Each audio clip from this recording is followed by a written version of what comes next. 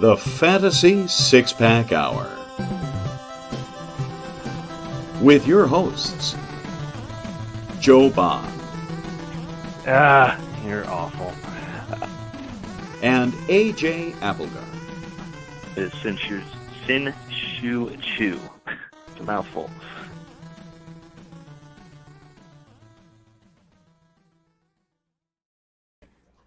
All right. Welcome to the Fantasy Six-Pack Hour. My name is Joe Bond, founder of FantasySixPack.net. With me, my co-host tonight, filling in for a very sick AJ Applegarth, is Mike LaPlant, our usual producer. How's it going, man? Oh, good. Just totally not prepared to be here. It's all right, man. I feel like I'm not prepared today. Dealing with right, kids, Christmas decorations. I'm not. It's cool. We'll get through it. I can make a good fill-in for AJ. I mean, that's not hard. See, Razamal is not here. He sets the bar low. I love you, AJ. Yeah. Hope you feel better, man. Anyway, right now we are watching the Cowboys and the Saints tied 7-7. Taysom Hill just took him down the field and threw a touchdown pass. So already looking like a better offense than it did with Trevor Siemian last week. So off to a good start for Taysom Hill. And we'll get a little into that later. Before we jump into things, though, just want to remind everybody, hit that subscribe button, follow, like us, rate us, whatever it is that you can do to help us out. We appreciate on YouTube, Spotify, iTunes, wherever you watch and listen to us. We appreciate it. And, we love you guys. So, all right, man. Before we move any further, we gotta pay the bills, I suppose. Talking Manscaped, man. I know I talked about this last week. I don't have the razor with me this week, but this is the shampoo and conditioner, and I use this stuff multiple times a week. It smells really, really good, man. I'm not gonna lie. I got some myself, dude. It's better. Not gonna lie, man. It smells way better than anything like Old Spice or any of those companies put out. It's like real ingredients, man. Like they put all these things on the side, like it's vegan, it's dye free, it's gluten free. I didn't even know that was a thing for shampoo. I'm not gonna lie, paraben free, alcohol free, cruelty free. It's all in one. Apparently, like almost like organic shampoo, man, and it smells great.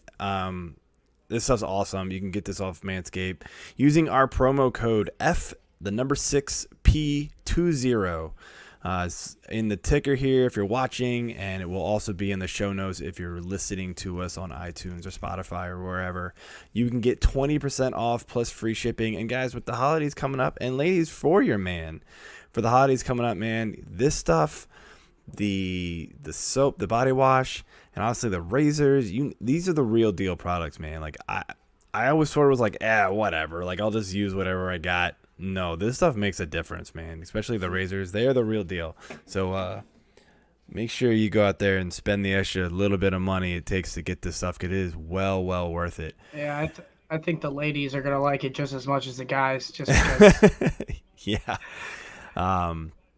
Anyway, let's move on here and bring on our guest of honor, Nick Piovano from Dynasty Nerds. He is the Dynasty GM product manager and director, and also the product director of the rankings that they put up over there. How's it going tonight, man? It's going well, guys. Thanks for having me. Got me a little jazzed up on Manscaped now. I got these locks. I might have to try it out. It's good. It's good stuff, man. And yeah, it's pretty good. It. It's a good deal. I'm not gonna lie. It's really good. So yeah, we're gonna be talking just some news and notes for this week. As you know, there's a lot of things that have been going on. Tons of injuries. Obviously, we got Taysom Hill starting, so we're gonna look at a little bit into that. We got AB noise, of course, right? And then jumping into your forte here. We're gonna be talking some Dynasty. So before we do that, though, let's do my favorite segment of the week. That's Beer of the Week. Beer.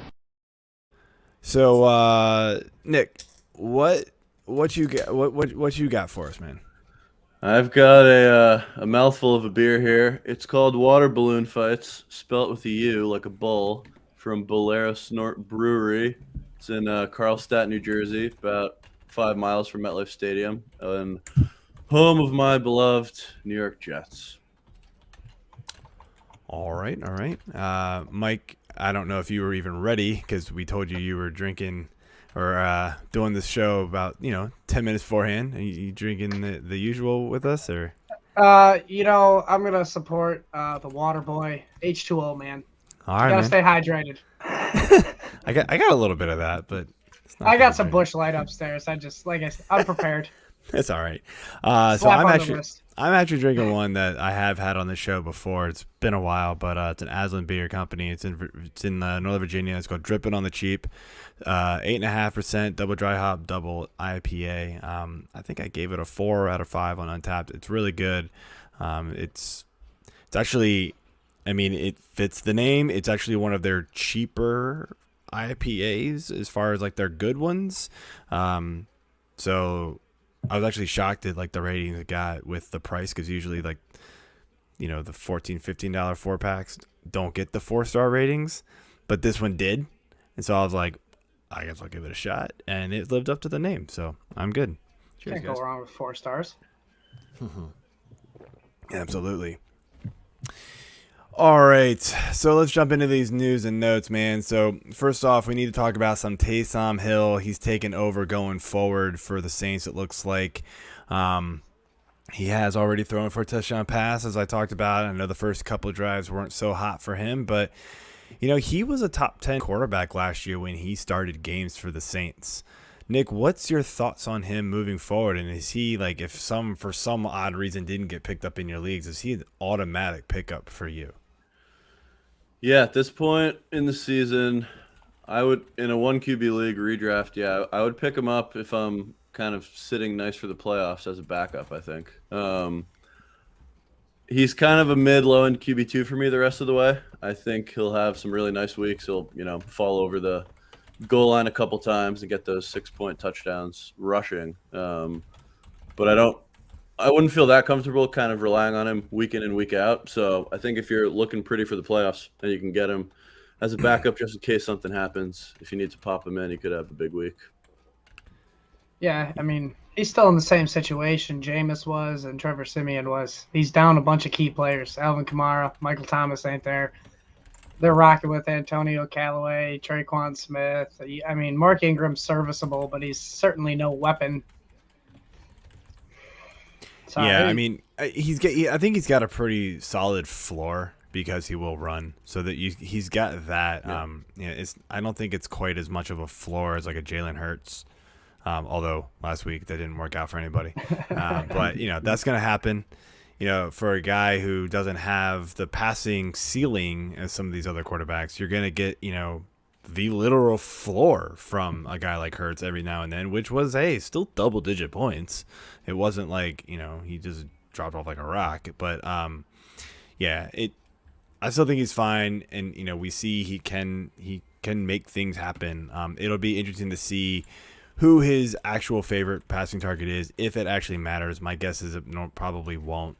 And if and when Kamara comes back, if he can get him more involved than he did last year when he was starting, because Kamara really took a big hit when Hill was back there. It was really just Michael Thomas catching slant routes like all over the place, and then Hill just Taysom running, Hill just and then running. Hill just taking off is pretty much what it came down to. So that's my thoughts on it. Can't continue without the news of Antonio Brown being suspended for breaking COVID protocols, and this really comes down to he used a fake COVID vaccination card to get out of being in the following all the protocol rules. Like,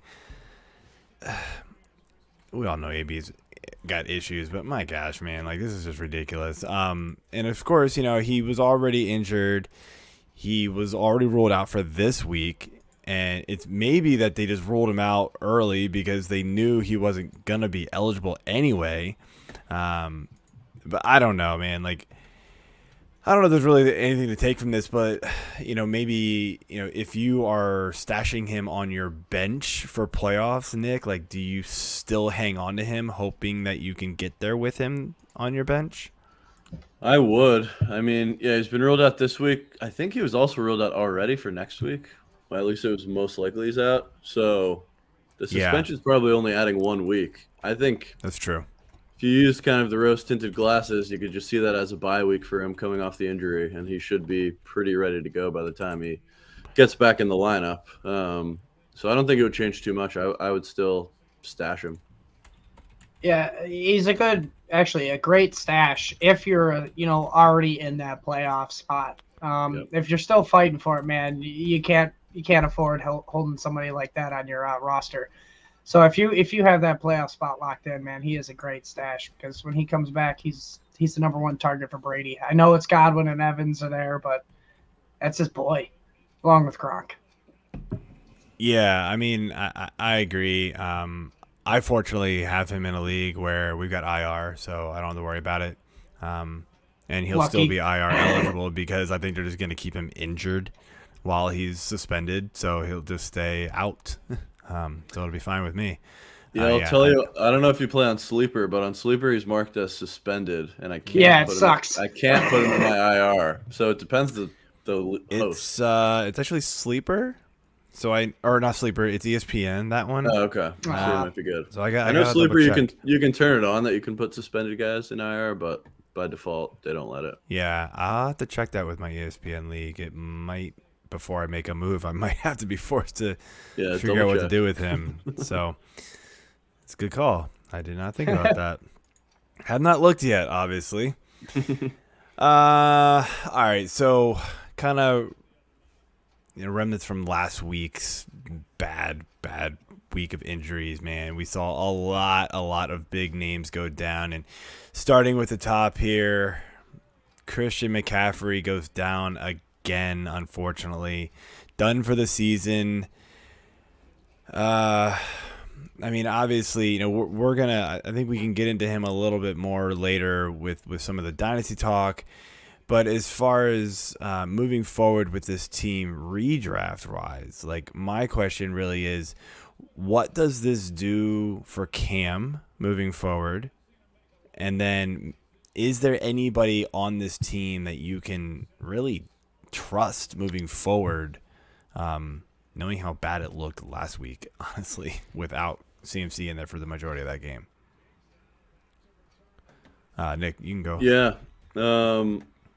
It's not good for Cam, and he really did not look good last week. I still love me some DJ Moore, though. I think with McCaffrey out, they're going to have to throw the ball more, and his name is Moore, so that adds up. Sure. I just think he's too talented to be slowed down too much. I think, if he gets his target share ticked up a few points, that he could be just fine.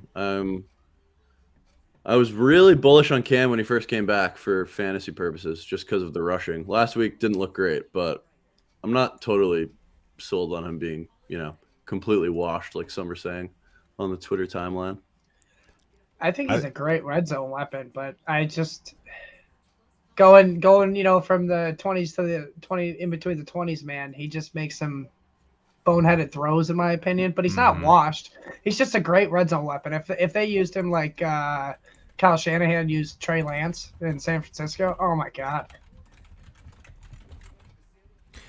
Yeah, I was really bullish on him last week after we saw the first two games of him coming back where he was just like, I mean, he looked amped up, man. And then like last game, he was throwing balls that he had no business throwing. You were just like, Cam, stop being Cam Newton. Damn it. Like, that's what he does, man. Which is why he's not really in the league anymore. Like, he's like an emergency quarterback for some team who's desperate. He's going to have better weeks than last week. So, he can still be a flex, or streamable quarterback, I guess if you want to look at him that way. Everybody else I'm sort of on. I mean, DJ Moore, sure. Hubbard, sure, because, we're dealing with 1 million running back injuries. So if you got a healthy one that's getting the bulk of the carries, you pretty much have to use him outside of, anybody from Seattle. It's just it's hard to really trust anybody after watching last week, but you're going to have to, I think. He's kind of like a poor man's Taysom Hill. Sure. Yeah. In a way. They're pretty close, but yeah. Man, but talk about these injuries. Just another guy that can't stay healthy for a full year. Dalvin Cook.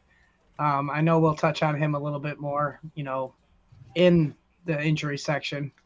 But Alexander Mattison came in and looked respectable. Not like last year when he came in against the Falcons with such high hopes and just crushed everybody. I'm curious on your guys' outlook on Mattison for this stretch without Dalvin Cook. He's got a prime matchup against the Lions this week. I like him a lot. I think he's super talented. When Cook goes out, he usually performs pretty well. Yeah, there's been some flops, but the offense I feel pretty good about. I think they're going to be, moving down the field at a pretty good clip. And yeah, against Detroit, he might just rush for 3 1-yard touchdowns, and that's all he'll have to do. So, yeah, giddy up on Mattison. Yeah, I feel you. I was kind of off Mattison as like that. You had to have handcuff type of play. Pick this year after what he did last year when he had the opportunities.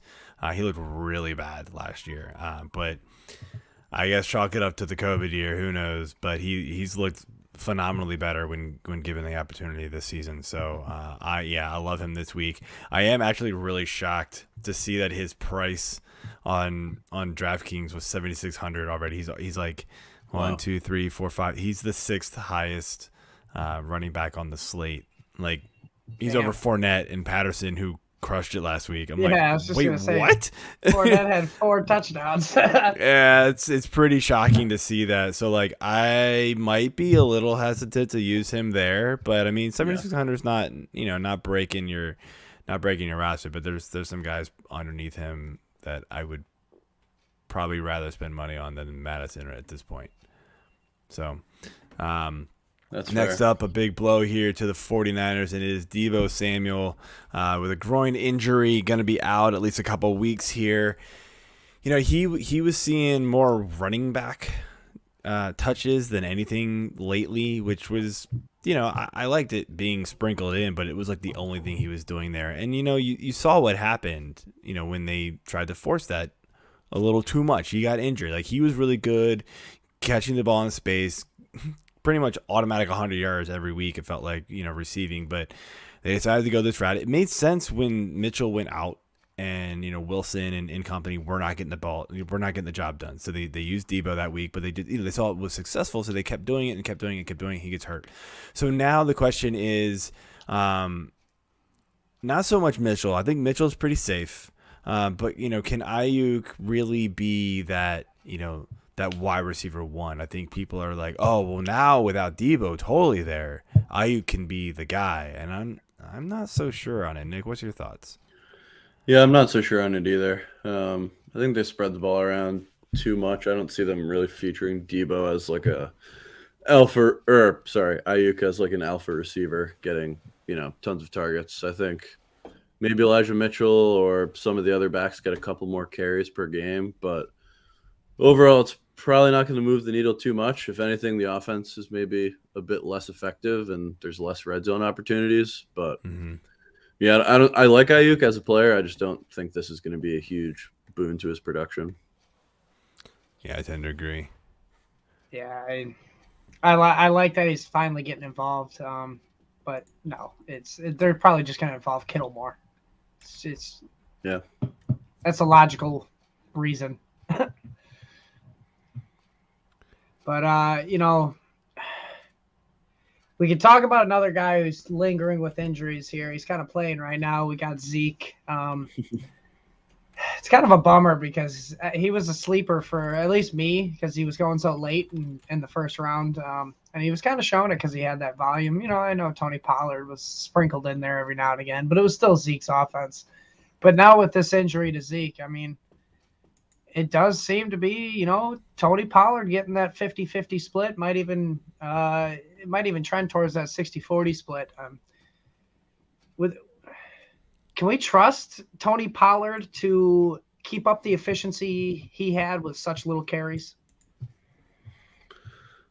I like Pollard. I'm not overly worried about Zeke. I think they might play it a little safe this week and next week, and he'll get back to that full load. I'm looking right now. Yeah, they're exactly 50-50, Yep, and CD Lamb's leading the team. That in was a good guess. by, like 25 yards. So maybe CD's the number one RB there now. But I'm not totally. Yeah. I was gonna say he would be in San Fran. Right. I'm not totally scared off on Zeke. I do like Pollard still. I think if you have either of them, hold on, and you should get some good weeks out of them. But yeah. Yeah, it's just a tough time for that injury to kind of come for him, and especially when like you don't know, like he's not gonna not play. Like you'd almost rather him just like sit down, so you know exactly what you're going to get from him, because it's so hard to sit Zeke, right? Even if he's not gonna be 100%, you're like, I can't sit Zeke. I mean, unless you got some real nice options, but I'm not sure a lot of people do. So it's just one of those tough situations, and it makes you uncomfortable, setting your lineup every week when you've got either one of these guys going forward. Next up here, we got DeAndre Swift, another big injury, running back, likely gonna miss this week with that shoulder, maybe more. They don't even know. Like the word out of camp or out of their camp there was they don't know when he's gonna return to football. I mean. That's not good to ever hear. So, I mean, Swift's been really, really good this week or this year. This week, next week, like if Swift is out, how are you feeling about Jamal Williams? I obviously don't like their offense, but I do like Jamal Williams. I think he might be the only guy who scores any of their touchdowns the next couple of weeks. He's not going to have an insane week. He's not going to be able to put up that many touchdowns to probably really spike it. But, I mean, when he's been in, he's been good. And I put out some decently aggressive fab bids on him in a couple leagues where he got dropped at some point. So I think he's in for a few nice weeks. I'm actually surprised he's out there in any of your leagues. I was too. Nowhere near on the waiver wire in any of mine, but that's pretty nice. Yeah, he was on the waiver wire in a couple of my leagues. Yeah. I'll personally take the blame for Swift. It's because I traded for him. I just have that luck. You're sitting in for AJ, so now you've got the AJ curse from your players. That's good. That's your fault. Okay. Yep, that's my fault. Good to know. All right, last injury you want to talk about is Darren Waller, and obviously we know Foster Moreau is like an automatic, just pick him up, put him in if you can get him. But I mean, how does this change the rest of the offense? Does it mean Renfro is going to see more targets? Is he going to be even better? Are we going to see maybe Zay Jones get a little bit more involved? Are we going to see Deshaun Jackson get more involved, or does this just hurt Derek Carr and like you don't even want to worry about streaming Derek Carr while Waller is out? I'm definitely a little worried. Yeah, I mean, I like the matchup this week. I'm not gonna lie, but it is hard to really get behind it, without Waller there. Nick, what are your thoughts? Yeah, I'm a little worried for Carr. I think Renfro will tick up a bit. Not really interested in Deshaun or Zay Jones for any kind of sustained production. So I think it's obviously a net negative on the offense and on Carr, but maybe Renfro averages, a point or two more per week. Yeah, I mean, he might be looked to in the red zone now a little bit more often. Or it's going to be his fill-in, Foster Moreau. I mean, last time he came in for Darren Waller, he did actually put in – yeah, he crushed it. I mean, he's going to be a solid fill-in, but it's not Darren Waller. No, it's hard to match Darren Waller. Real quick here, we'll just touch on this next. We're done with the injury talk. Unfortunately, we'll move on to some happier news here. But Adrian Peterson gets signed with Seattle. Any glimmer of hope for this offense with maybe somebody better than Alex Collins and DJ Dallas there? Like, I don't even know if AP is considered better at this point, but like those two have been awful. Yeah, no. I didn't think so. I think this would be a short segment. Yeah, I checked. The AP average 6 1/3 points, fantasy points per game in Tennessee. I think that's going to go down, so I don't want it. Yeah, the Seattle offense has been so bad, man. It's unbelievable the direction this team has taken. They actually shockingly look worse than when Geno Smith was back there. At least we're like moving the ball. He would just turn it over. It's true. I love it. With the Jets have Seattle's first round pick, so keep losing. Yeah, right. That's a good point. I didn't think about that. Silver lining there for you, Nick. Yeah, Jamal Adams, the gift that keeps on giving. Did not think of that. That's good. I keep forgetting about Jamal Adams because he's not doing anything. No, he just drops footballs. That's exactly. Yeah. No interceptions. Although he does finally have what double digit, more than one interception for the first time in his career in a season. Yeah, he tied Vince Wilfork for career. And I knew I'd seen that somewhere. He did. And it was like a tip drill interception this time too. Yeah, it just fell right in his lap, and he didn't even extend his arms to go get the ball. He just fell. He just got lucky. Fell right in. You could tell I don't love him. Oh man, he was definitely that kid in high school where they was like, "I'm gonna be a wide receiver." Went out there one time. No, you're playing defense, son. Oh yeah. That's funny. Yep. Oh man, we can move on to our next news here. I mean, it's not that much great news, but we got Miles Sanders, man. Yeah. I mean, we'll give you a little sneak peek. Jordan Howard and Boston Scott are both questionable. Miles Sanders is not on the injury report. What are we doing with him this week and maybe the rest of the season? I think this week will be one of the better times to start him. Yeah, just with the injury status, if one of or both of them don't play. I liked Miles Sanders preseason. He's fallen a lot personally for me. So rest of the season, like a RB3, I'm not too excited about him. It's tough to kind of trust him in that offense with the Russian quarterback kind of stealing some of his juice. Well, my thing with this offense last week, right, is we all kind of, we saw what happened 2 weeks ago. He saw 16 carries or whatever it was, and that was with Howard there. Then Howard's hurt, and you're going, oh, okay, now it's Miles Sanders' time, right? You're like, he's at least getting that, right? 9 carries. He actually got out-carried by Boston Scott. And I know Miles Sanders actually got banged up a little bit in that game, but he ended up finishing it out. So that's where it's like my head's just going like, what? Like, what happened? It didn't make any damn sense, and it hasn't made sense like almost his entire career in Philly. Like, they just don't want to use him the way that a lot of us think he should be used and can be used because he is that good when he touches the ball. So that's where I'm like, even if Howard is out, like, are we maybe if both Howard and Scott are out, okay, then maybe you can buy back into it. But like, if Howard's out and Boston Scott's there, it's going to be another one of those like, well, are we going to get the same thing as last week again? That's where I'm like, I don't know. And so I'm having trouble, ranking them right now, until maybe we get a little more clarity. Like, but if all three of them are there, like, they're like flex plays at best. In my opinion, they're all going to be in that like flex range for me. I don't think I'm going to trust any of them, for the most part. I mean, it's hard to trust the offense in general. Yeah. And I think that jumps right into our next topic here, where we've got a lot of split backfields, now heading, we've had these all season, but these like split backfields that are actually fairly productive. And we've got New England with Stevenson and Harris, usually pretty good 1-2 punch lately. We got Denver with Williams and Gordon. Now Gordon's a little banged up too, so but given they're both healthy. And then we got Tennessee. Like, what? We got Tennessee with Hilliard and Foreman. Like, nobody saw that one coming, right? But I mean, they both over 100 yards last week. Yeah, I know they both broke a big one. I think Hilliard scored the long touchdown, so he scored more points last week. But they both were very productive for you if you started either one of them. Which one of these backfields do you trust, using in your fantasy playoffs? A lot of us are probably having to figure out, which ones of these to rely on.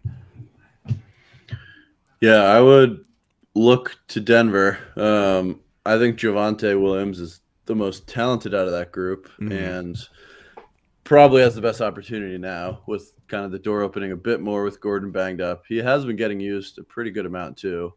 I think last week he was close to 60% snaps. Yeah, there was some, Gordon banged up. But, I love Javonte. He was highly rated by me coming out in Dynasty. And I still really like him and haven't seen anything to change that. If anything, I think I'm feeling better about that take than I was, without anything to back it up. So, yeah, that's where I'd look. But I don't hate any of the three, honestly. I think they all have some decent options. Yeah, I agree. I agree with you on the Williams take. Him coming out of college and ACC guy here with Virginia Tech, I saw a lot of Williams and Carter just smash everybody, and they were both great. So I liked him a lot. I hated the landing spot, but there's nothing you can do about that. So, but I do like it. Mike, you wanted to say something? Oh yeah, I was just gonna, give my AJ take and tell you how they have one of the best running back schedules down the stretch in the fantasy playoffs. Yeah, hey, there you go. Filling right in, man. Yep. They're number one, and then I'd probably go New England, honestly, as my second choice over Tennessee, just because of the running volume they have going there. Shockingly, I like the running volume of Tennessee more. I think the volume in Tennessee is more than it's going to be in New England, because I think with the injuries to the receiving core that they have to lean on this running game, even though it is Hilliard and Foreman. That offensive line is crazy good. And, I mean, they both ran over 100 yards against New England last week. That's a legit defense. They got waxed, and they were still running the ball. Like, okay, they just didn't care. Like, this is the only way we're going to be able to move the ball is run. And, yeah, they just got killed. So, I like the running volume from Tennessee more. Now, maybe if you want to go production just because, Harrison and Stevenson might have more scoring opportunities, then, yeah, I would probably lean New England just because it's probably a better offense in general. But I think it's closer than most people would at first say. Yeah, so I can agree on that. All right, man. Let's get into your wheelhouse, Nick, and talk some Dynasty. Yep, this is why we're here. So,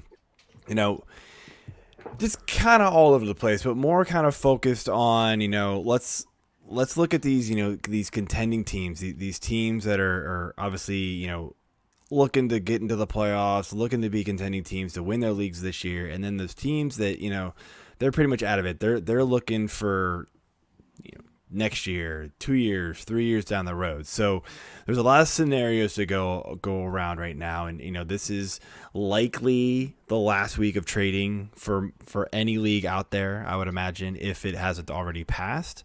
But my first scenario here for you is, okay, let's say you're a contending team, right? Say you're like third or fourth, place in your league, and the one thing kind of holding you back is kind of quarterback. You've been dealing with, say, like a Kirk Cousins or a Derek Carr, somebody like that. Kind of meh quarterbacks, right? Somebody in the bottom of the barrel in your league has Tom Brady. And they're obviously not contending. And, Tom Brady is, 43, 44 years old, whatever the hell he is. Yep. He's ageless. Do you trade for a Tom Brady if you're a contending team needing a quarterback to put you over the top? We're talking Superflex or one QB league? Let's just stick with one QB leagues. Okay.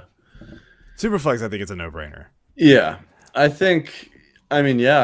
would definitely go for Brady. I think every single year he gets devalued in Dynasty just because people think he'll retire because they think he's a normal human being who doesn't have this psycho drive to keep playing and winning, and no longer rooting my life in the AFC East, but did for most of my waking days. But yeah, I would go after him. The thing is, what's the price going to be? Right.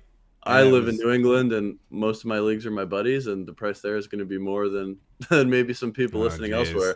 I think, you want to give up a second rounder next year for Brady. Go for it if you're going to win the title. I would be hard pressed to go up a first in a one quarterback league. I would probably roll with Kirk or try to. If I'm going after a quarterback in a one QB league at this point, trying to kind of go for it, I don't want to give up a first. So looking where you can give up a second and try to get somebody like that, or preferably just go in a little bit more for somebody younger. Go after a super top of the line, Lamar, Kyler, someone young, and productive. But yeah, float seconds out for Brady. See if you can get him. Yeah, I tend to agree with you, and that was kind of the second part of my question. There is like, what do you, if you are that team selling Tom Brady, if you're in 9th place, 10th place in your league, and you're looking at Tom Brady and going like, I'm clearly looking for future, value at this point. What realistically are you looking for in return? And you're thinking, realistically, it's a second at most, right? Maybe a second and like a player or something. Yeah, you probably hope that the contender has somebody else's second rounder that's going to be a little higher in the round versus like the low second that is only going to get worse once you make their team better. So, if you're going to trade, try to go after somebody else's pick just so you're not getting the asset you are actively devaluing by giving them a player. That's a good call. Always pay attention to where the pick will be. Not all seconds and first are the same. There's a lot of people that don't, unfortunately. It is very true. Yeah. I mean, and there's a lot of like older players like that. Like, I'm trying to think, like, are there any older running backs performing right now? I feel like no. Receivers. I mean, AB would have been one of those receivers. Like, maybe you go after him because who knows what's going to happen with him. But like, it's hard to trust him coming. I don't know. It'd be hard to give away like a future pick for an AB who may or may not matter because he may not come back. What about like a Gronk? Ooh. Yeah, that's tight end's a wasteland, man. That's a tough one. I don't know if I'd go a second rounder for Gronk personally. I've been trying to trade away Kittle because my team is like dumpster fire right now, and I've got a lot of young guys and trying to get younger, trying to get a pick for Kittle, and like the best I got was like a late second round pick for Kittle, and I was like, I'm just gonna hang on to Kittle. He'll be around a few more years. I'll figure it out. And he comes back, and literally like the first 2 weeks, he's like tight end 1, and I'm like, seriously, guys, nobody wants this guy. Like, come on. I know I'll take the back end first round pick. Like, you guys, like, no, nothing. Just like everybody's so deathly afraid of him being hurt, and I get it. I mean, that's one of the reasons why my team sucked last year and this year is because he gets hurt. But I don't know. Figure it out. So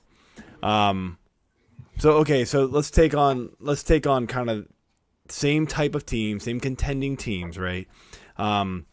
Would you be willing to trade a player on season-ending IR, such as Christian McCaffrey, your Cam Akers, your J.K. Dobbins, your Robert Woods, for a piece to help you now?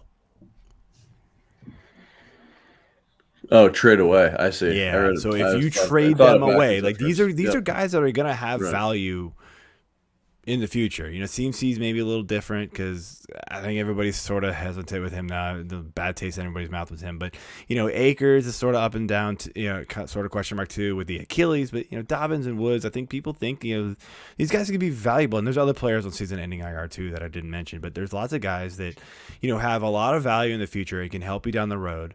But, if you just could get one piece to give you the ship this year, would you do it in giving up one of those guys? Yeah, it obviously depends. I think that you're usually hard-pressed to get an offer worth their market value if they're on IR. People are going to try to lowball you, and hard for me to imagine getting actually fair offers. But in a perfect world, if you can get fair value for, Woods, Dobbins, McCaffrey, I feel like it's going to be really hard to sell right now just because it's 2 injured years in a row now. He is getting older. He's not old, but for a running back, he's getting to be, an older running back. Cam Akers, I would not trade away. He's one of my favorite dynasty backs. Even with the Achilles. And there's a lot of people saying that, players don't really return from the Achilles like that.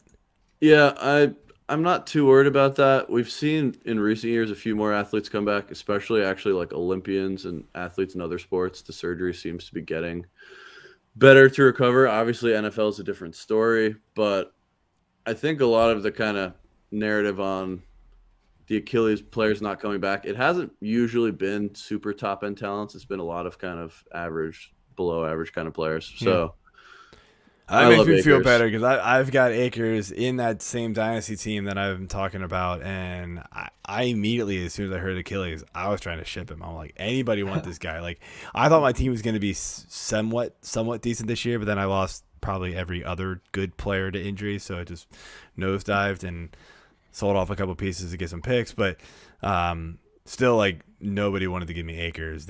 Somebody tried to give me Dobbins before he got injured. It was like Dobbins for Akers and another good player. And I was like, no. Yeah. Dobbins and Akers are the same guy, if not Akers better. No. And it's just like, yeah, people are crazy. Yeah, So, I still prefer Akers over Dobbins. now, over on Dynasty Nerds, do you Akers. guys have like a trade calculator or like a trade value chart type of thing that people can use? Yeah, in the Dynasty GM, there is a trade calculator. So it has two modes, Dynasty and Contender mode. Contender's basically like a redraft setting, but if you want to, kind of like what we're talking about, if you're trying to go for the title, Yeah. that's where you can see that kind of thing. It's I so like that hard, man. aspect. Like, and I feel like people use those calculators because they're all over the place, right? People use those calculators as like a Bible. They're like, well, but Right. so and so said, like, no, like, yes, that's a good. You may not agree because obviously No, it's I your do. product, Nope. but like, Yeah, I feel I like do. they're a good starting point for like Right. negotiations. Like, hey, look, this is a fair deal by this thing, but hey, our league kind of favors this, and our people think this way in the league, so you're gonna have to add on a little bit of extra, or I will, to give whatever. And I feel like that's what needs to happen, but more often than not, people just look at them and go, but the calculator told me so. Like, Right, just- exactly. Yeah, it's only a starting point, and I totally agree with that. I wouldn't even say to only use ours. You should use a few, try to get some kind of consensus. But one thing we're working on, and it's really for next year, but kind of a more customizable trade calculator where you can say, my league favors this, change some sliders for different weights of different Yeah, no, players, that's and awesome. Kind of make your own values, because the point is we're not trying to exactly tell you the perfect trade. You can't know that. No.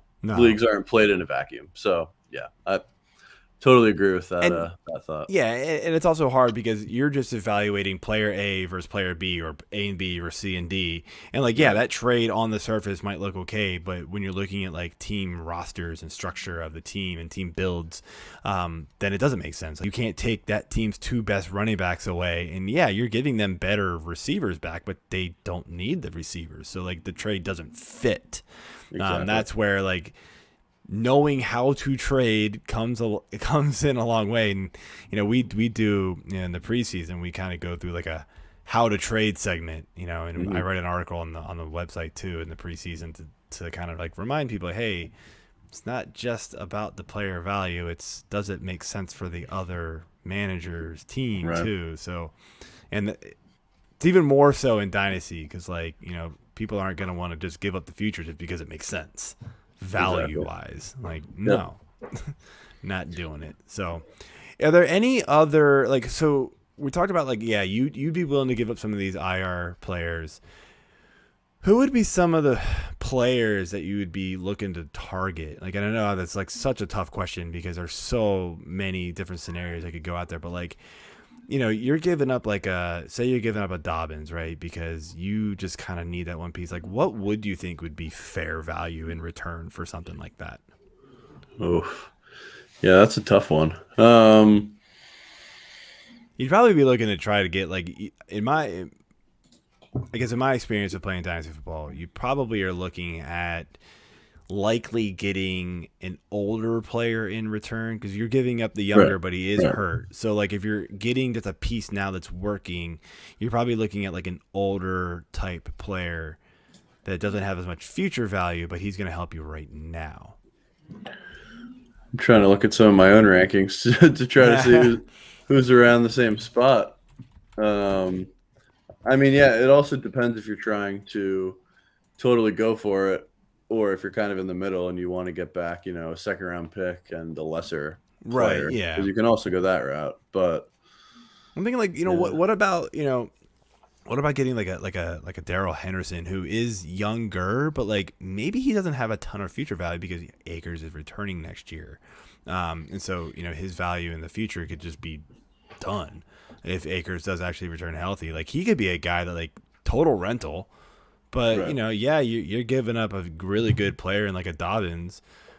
But hey, if it wins you the championship, you can't take those away, right? It's true. I think you could probably get Henderson and a pick. Just thinking the team that's willing to take on Dobbins, they probably have decided they don't care at all about winning that year, and so Yeah. they're not going to value Henderson that highly either. So yeah, I think you could probably get a running back like that plus a draft pick. I try to always, tack on a pick wherever you can, because once you hoard a bunch of those, it's pretty easy to move around drafts and push deals through with the teams little at the extra bottom weight. though, man. It's so hard to get picks from them because that's what they're relying on. It Yeah. is. It really is. Like people tried to like finagle a couple picks out of me in trades this year, and I was like, nah, my team sucks. I have the top of the round picks, man. You're not getting them from me. Not even close. I mean, it's just some of the names that like pop out to me. Like I'm just looking at receivers. I mean, like you could look at like an Adam Thielen. I mean, he's getting up there in age. I'd be hard pressed to go after even like a Lockett or somebody like that, just because I know he's getting up there too, but they're just not performing, so you don't even really want him. Right. The really really high end guys, like you're not getting them. I don't feel like, because they're still just producing. But yeah, I think those are interesting ones. Henderson and Thielen, where like their value could drop off pretty quickly here with with guys returning and just age catching up to them. But they're still performing very, very well this year. So, Yeah, I actually just I don't want to talk about it too much, but I actually just traded Robert Woods in one of my dynasty leagues where I'm sitting at 6-6, and my only receiver is Terry McLaurin. Really, I ended up doing him in a second round pick for Mike Williams, just to get somebody now. but is Mike Williams a now guy? I I guess it's better he's more than now than Cedric Robert Wilson. Woods. No, Yeah. like we're talking. I'm desperate at wide receiver. I don't even know how I'm sitting at 6-6, but it's like to the point I'm where I not can't even sure. really sell.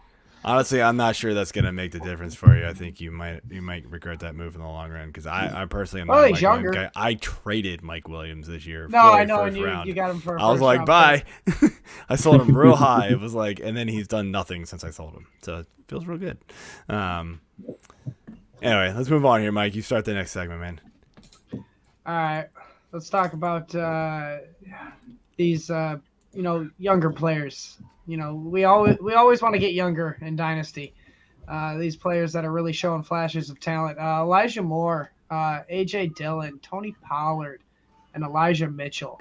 And the future looks bright with these guys. What do you think of their value would be right now? Being, you're not a contender. You're kind of playing it for the future, because that's, in my situation, that's who I'd be targeting these players. You're trying to get younger and you want that future for next couple of years. Like what's kind of good value for one of these guys if you're one of these teams that have no business even trying to contend? Yeah, I might be biased. I think Elijah Moore is the most valuable on that list by a decent I agree. margin. I'm a big fan of his, and honestly, I'm usually pretty pessimistic about Jets players. I've been, taught that over the years, but he's looked really good. The quarterback play has not been good. I mean, you could say that some of the backups the Jets have had in there have played all right, but Shockingly, not he's elite. been better with the backups. it's. I know, and that's a very bad sign for the future of the franchise. I'm definitely not sold on Zach Wilson, and that does worry me. Nobody. I'm is. sold on the offense, though. It looks good with the backup quarterbacks. Right. The quarterback's kind of That's it. important. That's my main problem. But I love Elijah Moore. I mean, he's probably already in my top 25, 20 dynasty receivers. I gotta say, I kind of like this whole list. But what are we doing? Buy, sell, hold, or just? So I mean, just kind of your values? quick thoughts on these guys. So like you already mentioned, like you like Elijah Moore. So yeah, I mean, I guess if you want to do like a buy, sell, hold with them. So like Elijah Moore, if I guess if you've got him, you're holding him, but if not, you're trying to buy him. I think you can buy high on him. AJ Dillon. I like AJ Dillon. I still really like Aaron Jones, and I'm not sure exactly when that kind of torch will be passed. So I guess I'll put him as a hold. Pretty similar. I mean, I like Pollard a lot. I think you may have missed the boat on getting him at really low value. Like I probably got Pollard in most of my dynasty leagues, when he was a rookie or second year, pretty early on when you could get him for pretty cheap. Dirt cheap. Yeah, dirt cheap. So I have him in a bunch of spots. I like Elijah Mitchell too. It's tough for me to buy in San Fran with all the running backs, and it's tough to know what's really going to go on long term. But he's looked pretty good when called upon in certain games. Yeah, with Mitchell, man, like it's just like any year, right, with the 49ers running backs, it's like whoever you think is the guy is not the guy. Right. And we bring on, and I also do a show on Sunday night with Jeff Lambert from Going for Two, and a huge 49ers fan. And a couple of years ago, he said this, and I was kind of like, whatever. He goes, yeah, always draft the last guy in ADP on the 49ers. That will be the one that you want. And it worked 2 years ago. It worked last year. And then this year, in a couple leagues, like, pretty deep leagues, I was like, screw it. Let me just take Elijah Mitchell. Wow. I mean, it's just 3 years in a row. It's been crazy. I mean, a couple years ago, it was like Jeff Wilson. Like, it just out of nowhere. So it's like, do we trust it? Like, I kind of like almost like in my league right now, my dynasty league, I've got Elijah Mitchell because I took him in the 3rd round of my rookie draft this past year.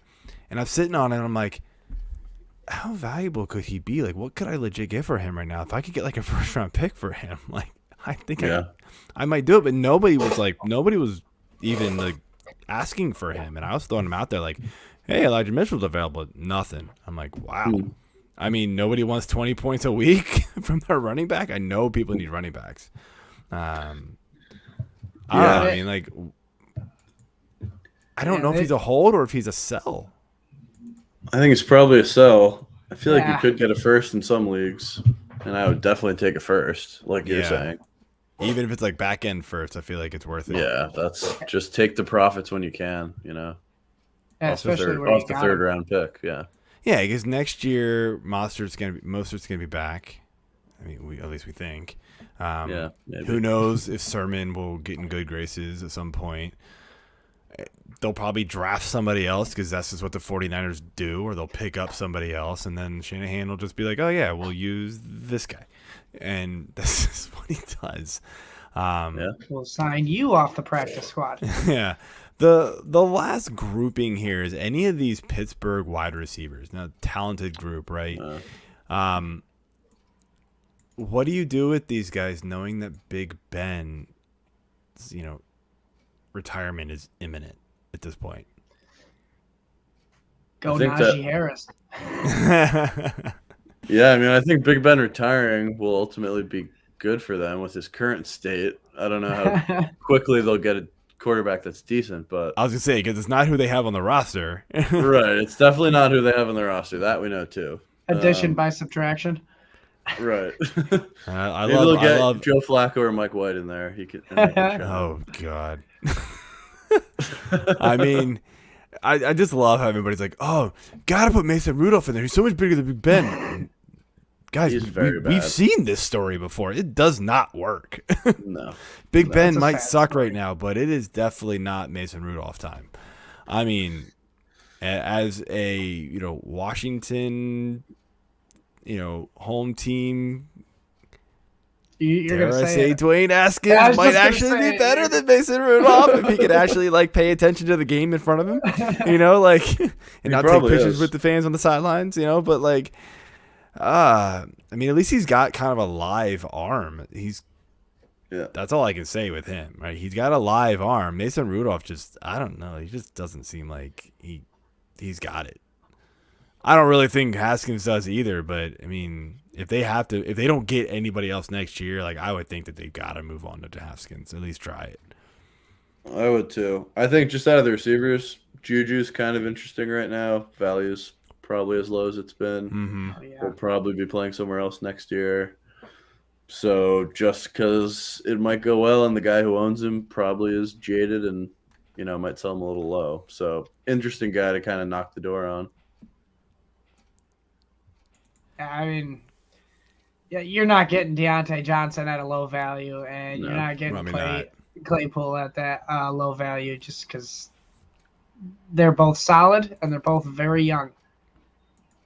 Juju, he's injured. I'll tell you though, Claypool really hasn't performed at a high level this year. Like, he's seen the targets, but he's not pulling them down. And maybe that's the quarterback, but like, I feel like he's like super boom bust with it. So like, I don't know. There could be somebody that's like looking at his game log and going like, 4 for 45, 3 for 30. Okay, fine, 5 for 93.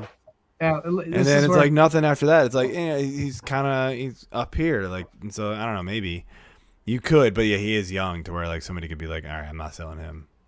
But yeah, Juju's definitely somebody that you could target, and he might not even be with Pittsburgh next year. Who knows? I don't think he will be. I don't think he will be either. Yeah, I think that'll be good for him. I mean, it would be hard to be worse than Steelers without any real quarterback on the roster. So yeah. Yeah, I agree there. I was gonna say we're gonna talk about some more depressing stuff by lows. Yeah. So the last topic here, dynasty wise, that we wanted to get your thoughts on here is, there's a lot of players that have struggled this year, and they're what we think. I think people still think this. That's a lot of things. AJ Brown, Allen Robinson. And obviously Calvin Ridley's dealing with a totally different situation, but he really wasn't playing well when he was in there. And there are others, right? There are tons of others we could point to, but those were just 3 that came to my mind right away when I was making the notes for this show. Are they a good buy low player to go out and grab? Like, do you believe in these guys moving forward? AJ Brown's had, one good year, right? Ridley's had multiple good years. Allen Robinson had multiple good years. But, like, do you believe in these guys moving forward as viable dynasty assets? Yeah, I think it's tough with Allen Robinson just as he gets older. I love him as a player. I think he's great. He obviously has been used pretty weirdly, and it's just kind of a mess in Chicago. AJ Brown, slam dunk, yes. Go buy. If you can buy low on him, do it. In every single league, I would. He's top 5 dynasty receiver in my book still. It's been kind of a weird year. So Derrick Henry out, it's just been a weird year for the Titans. I love AJ Brown's talent. I think he's awesome and it's going to continue to be good in that offense. And yeah, I'd buy Calvin Ridley too. He wasn't playing great. I don't expect him to retire or anything. I expect him to be back next year.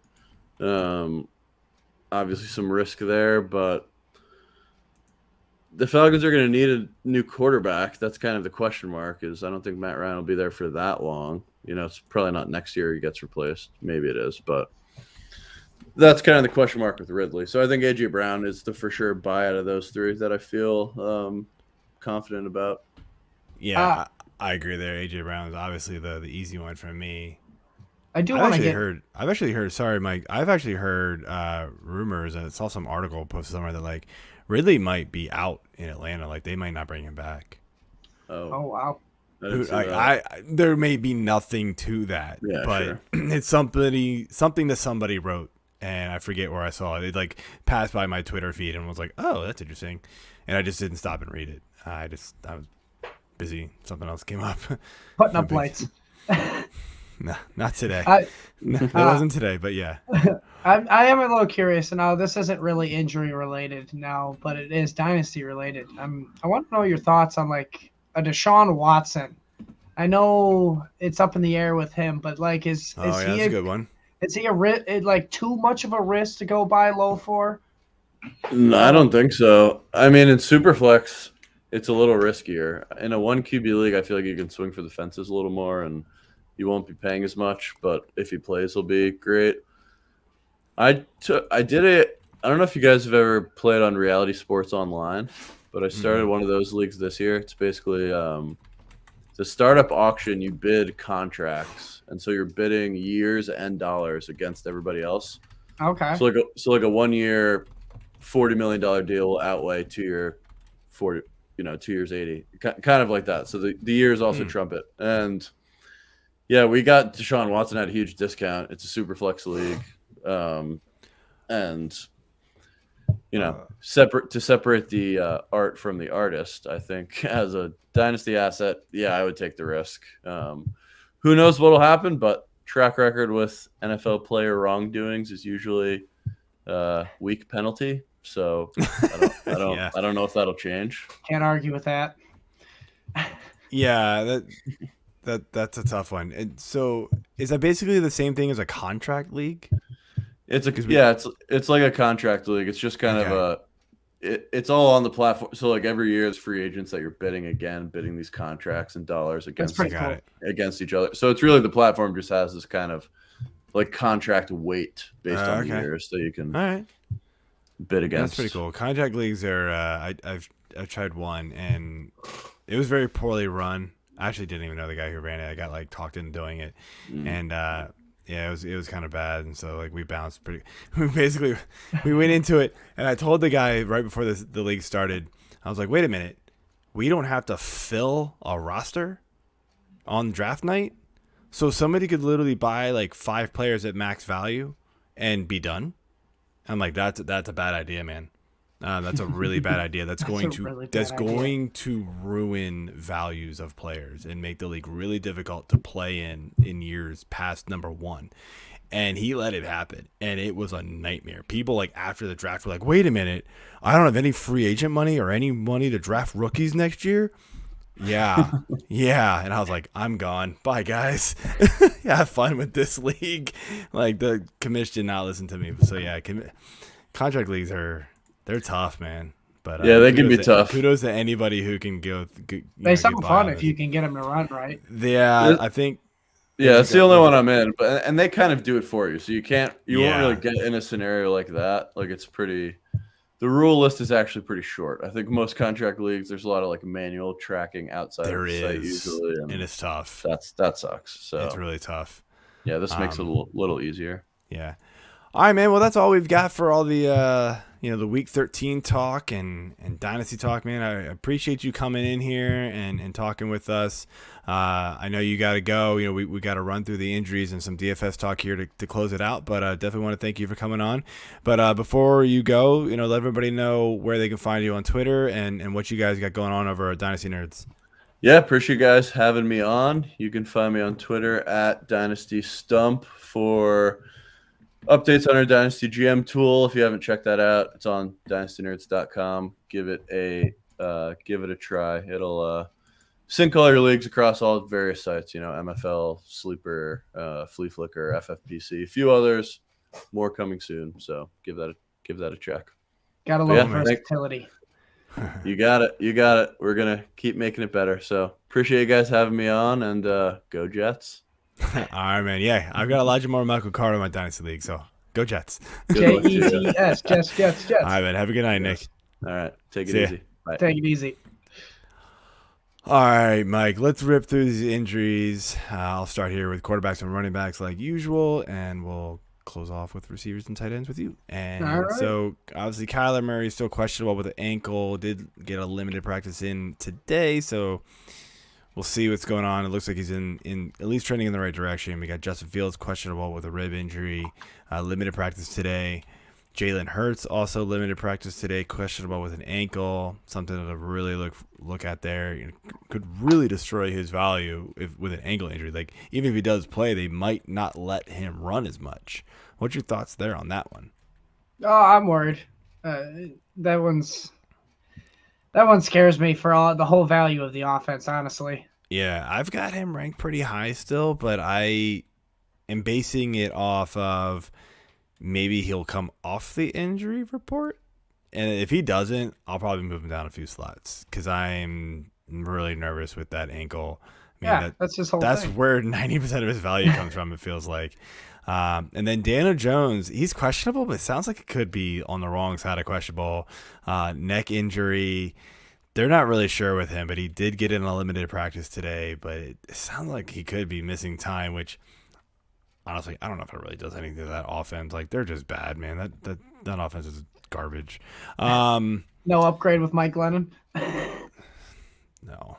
We got obviously Christian McCaffrey on the season-ending IR, huge blow there. We got Kareem Hunt questionable with a calf, expected to be fine, but just keep an eye out for that one. We obviously talked about DeAndre Swift questionable, but probably more doubtful than anything. Did not practice this week so far. Melvin Gordon dealing with a hip and shoulder injuries. Didn't practice today. We got David Johnson questionable with an illness and a thigh. Did not practice today. James Robinson questionable as always, limited practice. My guess, man, he's gonna play. Josh Jacobs questionable with an ankle, limited practice Thursday. Daryl Henderson is one where we don't really know. He has not practiced yet. He's dealing with a thigh, a quad strain, I think is what it is actually.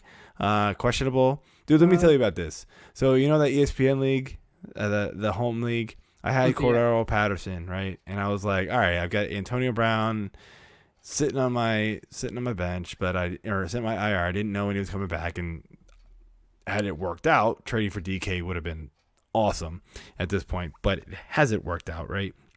Either way, I had CMC, I had Daryl Henderson, I had Michael Carter, and I had a whole bunch of other plug and play guys for 1 week if I really needed them, right?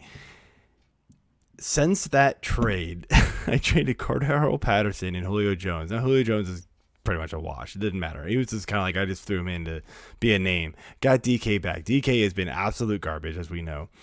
Patterson was hurt right away, but he'd come back and he's awesome. And since then, I have lost CMC, Michael Carter, and probably Daryl Henderson. I don't have any running backs. And the receiver I got back in return isn't doing anything. Oh, my team sucks. The fantasy woes. Wow, man. Awful.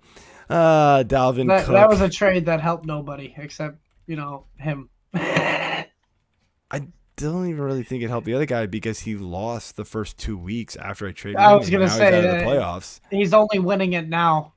It doesn't matter. He's out of the playoffs. He can't make the playoffs now.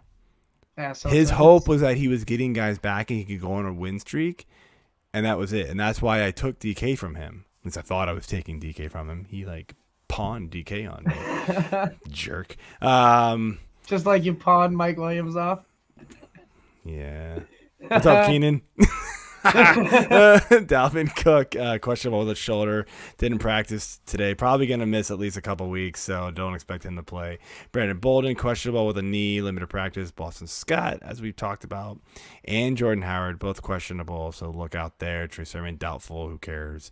Antonio Gibson, always questionable, but probably going to play. Alex Collins and Rashard Penny, both questionable. We really could be looking at an AP sighting in Seattle, but again, I'm totally with Nick here on this one. I don't care. This offense sucks, man. J.D. Mckissick, questionable with a concussion. I'm actually surprised it's only a concussion, man. He was carted off the field. I thought it would have been way worse if we weren't getting updates, and now I know why. Because concussions are serious, but it's I was expecting massive injury. But anyway. Let's do let's finish things off here.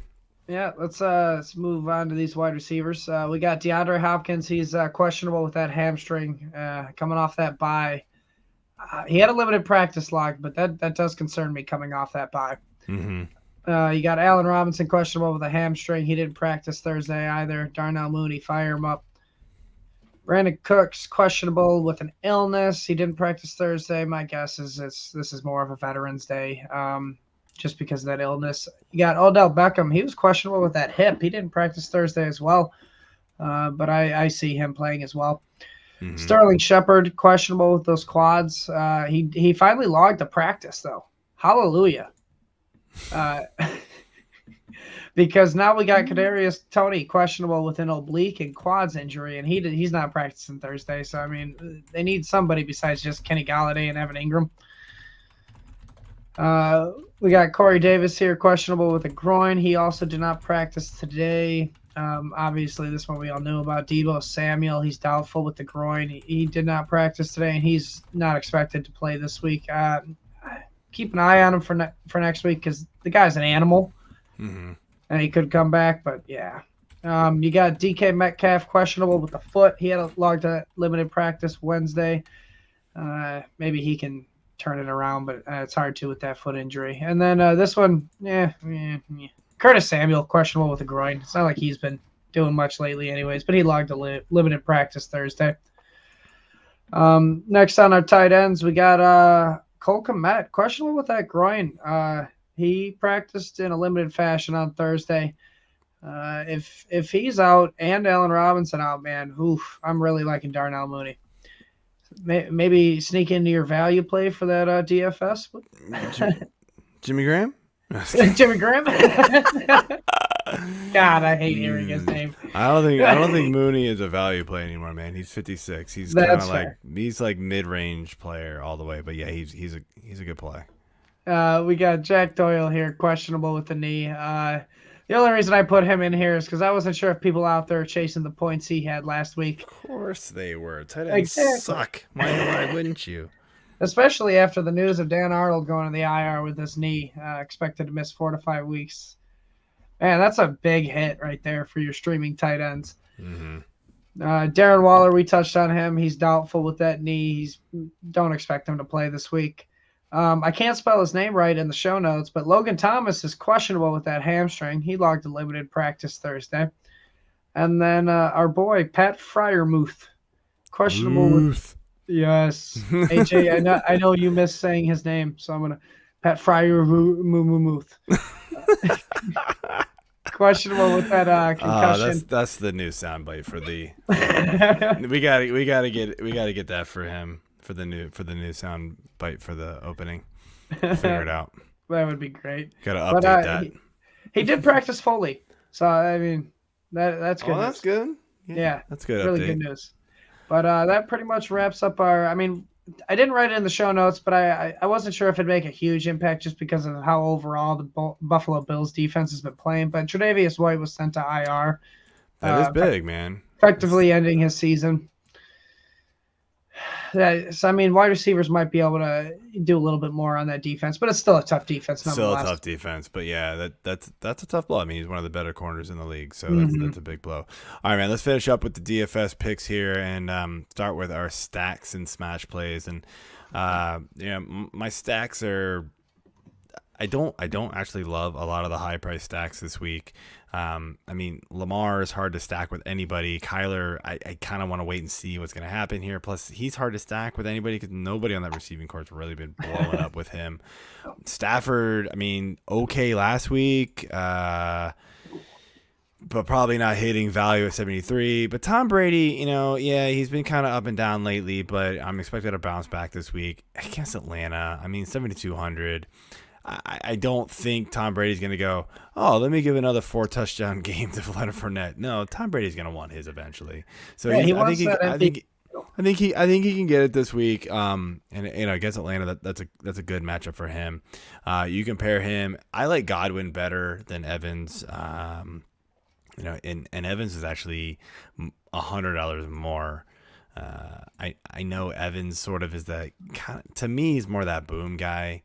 He can catch a couple touchdowns, but Godwin is a little bit safer to me. He's going to see more targets. So I like him to be the more of the beneficiary there from Brady this week, aside from Gronk. Obviously, Gronk's the guy. Gronk smash. But Gronk is, 5,300, sixth most expensive tight end, which actually really isn't that much for him. But, there's a couple tight ends we'll mention here that I think you're going to want to pay for more. And we'll get to one right now, and it's in the Raiders. And one of my stacks here is Derek Carr at 6,000 against Washington, who's been awful against the pass, although they've been better lately. But, I think Vegas can get it done against them. I think you can pair him up with either a Hunter Renfrow at 5,800, or, you could do both. You can do anything with Foster Moreau at this point. If I was gonna Waller say, yeah, does miss 2,700, I'm sorry, DK. How did you miss this boat? Like you're gonna price gouge Alexander Madison and put him at 7,600, sixth highest cost running back, when you probably did it because you knew Dalvin Cook was out. But you're not going to do anything more with Foster Moreau, who is an absolute stud when Waller is out at 2,700, which is $200 more than the cheapest tight ends on the slate, which are the guys that, by the way, don't play. I was just going to say, I'm looking at it right now. He's priced the same as the New York Giants defense. He's priced the same as Kyle Rudolph. He's Jordan Akins, Donald Parham. He's priced under Zach Gentry. Does anybody know who Zach Gentry is? No, by the way, he plays for Pittsburgh. Jimmy Graham, he's cheaper than him. Jack Stoll. Anybody know who Jack Stoll is? Nope, not a clue. Nope, he plays for Philly. I didn't know either. This is a ridiculous price. And Kyle Williams, who writes for Fantasy Six Pack, posted something this morning, and this is what, like, I would have found it, but like I saw it and was like, I immediately went into our show notes and was like, Boston Monroe, 2,700. Like I hadn't done any other research. It was like 8:30 in the morning. I saw it and was like, well, yeah. I mean, that just made one less thing I had to do. Another smash. Another stack for me is I like the Cousins Jefferson stack against Detroit this week. I know Detroit they've been stingy here and there, but I still like this one, man. I mean, Cousins is 6,500. Jefferson's expensive at 82. I mean, Jefferson's a baller, man. Like, there's some stats that come out. He's like third highest ever, like the first 2 years, or I don't know, some crazy thing. Like, he's a monster, man. And so I think he's gonna eat Detroit up big time. Big time. Had a bit of a down game this past week against San Fran. He had a good game, just the touchdowns with the Thielen. I mean, that was all there was. So, you know, I like that stack a lot. Again, I don't like a lot of the other stacks. I mean, do you want to get tricky and like play somebody like a Tyrod who's at 5,300? Fine, against Indy, but the Indy's defense starting to step up a little bit. I don't really like the super cheap quarterbacks. You know, maybe we would have liked Taysom Hill, but he's obviously not on this slate because he's playing tonight. So I don't like the stacks with any of these other quarterbacks. A couple of my other smash picks, though, outside of Foster Moreau, who's just like an absolute lock. I love any of the top three running backs, and we're looking at Jonathan Taylor at 9,200, and I know that's expensive, but I mean, he didn't return value last week, but that was because Frank Reich decided he wasn't going to use Jonathan Taylor until the very last drive of the game. You want to hear a crazy stat? He had 8 carries until 10 minutes to go in the fourth quarter. With 10 minutes to go in the fourth quarter, the Colts had the ball for 7 minutes. He ran the ball 8 times in that drive and scored. Doubled his production in By one the drive. way, they were not getting blown out.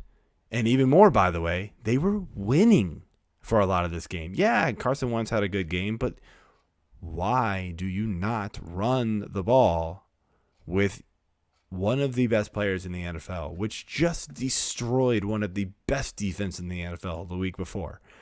You don't think he can do the same thing against Tampa? Come on, Frank. It's like Reich almost fell trapped to that Tampa Bay, saying, "Hey, we got to throw against them. We can't run." Yeah, I think it is kind of what it is. And then Wentz started turning the ball over, and then that's when they got behind, and then that's when they finally started running with Taylor. It makes no sense, but against Houston, I think you can have a very, very nice game. And then Eckler at 8,300 against Cincy could be a good game. And then Joe Mixon. I can't believe I'm ever recommending Joe Mixon. Yes. But the dude's been a baller. Like I cannot say otherwise with him. Fournette against Atlanta 7,300 is okay. Patterson in the same game, he's a safe play. All the top end running backs are in play this week, in my opinion. My smash sort of a value just because there's so many good players up top is Elijah Mitchell at 6,000. This is another one where I am utterly shocked that the price has not been bumped up higher than it was. He's seen 27 carries in 2 straight weeks, and now that Deebo is hurt, we're looking at probably the same. I don't see how it changes with him. He's been killing it, and he did it with a broken finger last week. By the way, guess what? With a broken finger, he even caught 5 passes. Like, what? Okay. I don't know how he's doing it with a broken finger. That just blows my mind. Not a clue. You want to run through these fades, and then I'll close out with the values? Yeah, let's talk about, fading. I mean, we're high on him in Dynasty, but DFS, it's totally different. Elijah Moore against the Philly D. They're Darius Slay's probably going to match up against him, especially if Corey Davis is out. And Darius Slay does not give a good day to the wide receivers. No, and we're still dealing with Dax Wilson. Sorry, Nick. I know. I think he knows, unfortunately. But good news, Joe Flacco was activated off the COVID IR, so they can always turn to him. Yeah. Then we're gonna fade DK Metcalf, man. I know you're happy to say the entire Seattle offense you're fading. Sorry, I know for a couple weeks now on the Sunday show I've been going like, nah, we're good with Willis. He'll figure it out. I was gonna say. Nah, I'm not so sure anymore. I'm not so sure anymore. After watching that game against Washington Monday night, I'm like, oh. I was fully expected he was supposed to. That was the get right game. Washington that was the get right game. DK didn't see a target until the 3rd quarter. Makes no sense. And he caught one for 13 yards. Like you want to get right. You want to figure things out. You want to get this offense humming again. You gotta give it to DK, man. There's not a lot of guys that could cover DK Metcalf. He's a big dude. I don't even care. Give him a screen, man. It's hard to tackle that dude. But we're gonna fade. I know we're high on him this week in redraft leagues, but we're gonna talk about Foster Moreau being a steal. Man, they are just trying to rob us blind with Madison at 7,600. I'm trying to figure out his salary last week was 4,700. I have never seen a jump that much, even for a guy that is coming in for an injured guy. I've never seen a jump like that, and I'm sure it's happened, but until last year I didn't really play a lot of DFS, but I've never seen a jump that much. Almost $3,000 for a player. He's the 6th highest running back, and he really the 5th because Cook is still ahead of him. That's just kind of how the algorithm works for the pricing, so that you see the injured players still mixed in there. So the 5th highest active running back on the slate is 7,600. I mean, guys, pay down for Fournette, pay down for Patterson, pay down for Elijah Mitchell, pay down for. There's some other guys, man. There's just pay down for anybody. Don't pay up for Madison right now. It could be a crush game, but I feel like it's gonna be hard to return value at that price. It is, man, because even his best games, even without, 26 and 30. Yeah, you're hitting that. Yeah, you're hitting the value there big time if he can blow up like that. But we haven't even seen Cook do that lately. So I don't know. They've been scoring through the air, really not on the ground. He's getting into his 20s, Cook most games, but and if that's all Madison does, look, it's a good play just because it's the matchup, but it's just the fact that the price went up so much and there's some guys below him. That's why he's a fade for me. Yeah, it's gonna be hard. I also think, especially in GPP, a lot of people are just gonna be like, "Oh, I'm just gonna use Madison." And I'm pretty sure Pollard just ran off a big run here. I just saw it in the corner of my eye. Touchdown. So nice.